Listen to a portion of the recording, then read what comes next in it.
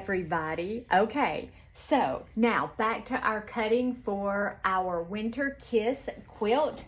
Let me give you the dimensions because this video is the introduction, I guess, and also the cutting for you. We'll start sewing it next weekend, I think. And, oh, here it is. This is what I'm looking for. This is what I'm looking for.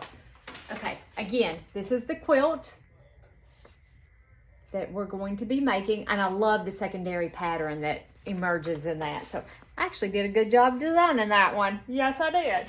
So our first block, of course, is going to be the block that is the most hard. This is going to be the most difficult block in this whole thing, and it's our snowflake block right here. And you'll be able to find in the description below the link to Google Docs where you can download your fabric requirements, okay? In order to learn how to make this block, you have to watch the videos, okay? I'm not writing a pattern. I'm not a pattern writer, and I don't have time to write a pattern. So for our snowflake block, your fabric A, let me look at my directions here. Your fabric A, which is this fabric, and I think I have this sheet in there that tells you A. I think.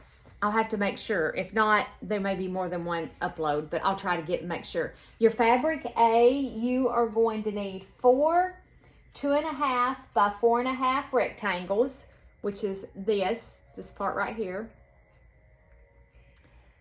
Okay, that's fabric A. You're going to need 4 2.5 by 4.5 rectangles. This is per block. Per block. Okay, and then fabric B are these right here. These little snowballed corners right here. Those are 2.5 by 2.5 inch squares, and you're going to need 12 of those per block, okay? Fabric C is this one right here. It's this dark fabric, and you're gonna need 4 of those per block, and they're 4.5 by 4.5, okay? Fabric D, which is this other piece right here, this other rectangle, you're going to need 4 of those, and they are 2.5 by 4.5. Again, all this will be on a Google Docs for you to not Google Dropbox for you to download it. Okay, and fabric E, which is your middle square, you're only going to need 1 of those per block, and that's a 4.5 by 4.5. And those are per block, so you'll need, if you're doing 50 blocks, that's a lot of blocks, but say you're doing 50, you would multiply by 50 in order to get how many I needed to cut. That's what these numbers here are on mine. It told me how many I needed to cut for the amount of blocks I'm doing, because there's going to be 32 of these blocks in my quilt, okay?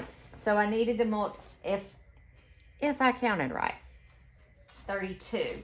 Okay, so I'm just cutting the last of my 4.5.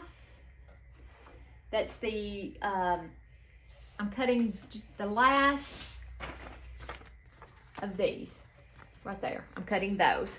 I didn't record all of the cutting. I mean, I don't think y'all particularly want to see me run this through the die machine, 50 times. And I did have a die for each of these sizes that we needed. I kind of designed the quilt that way to start taking advantage of my dies and stop wasting so much fabric, because I miscut. And I miscut a lot because I let my rotary cutter slip, and then I'm constantly having to square it up. So I thought I am going to start using my die cutting machine, because it cannot waste any more fabric that I'm wasting. Just saying. And I'm getting 2, 4, 6, 8 per thing.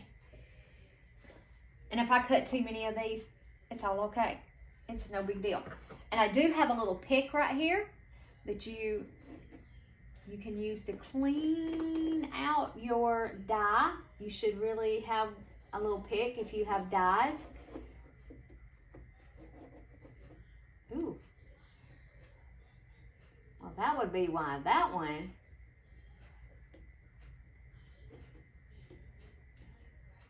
I'm sure y'all don't want to see me clean my dyes, do you?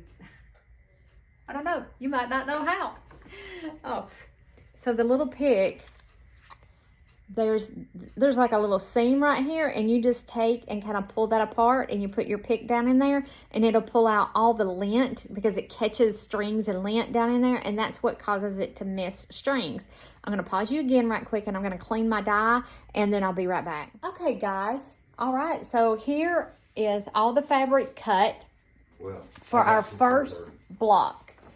So our first block is this one, and I have all of my fabric cut. That pecker head. Told you. And so I don't know that I'm going to go ahead and cut the fabric for the second block. I might, but I got to figure out how much I need. So, and then I'm going to just stack them on my design boards just like this. And I like how neat it is. Look how neat that is. I know it.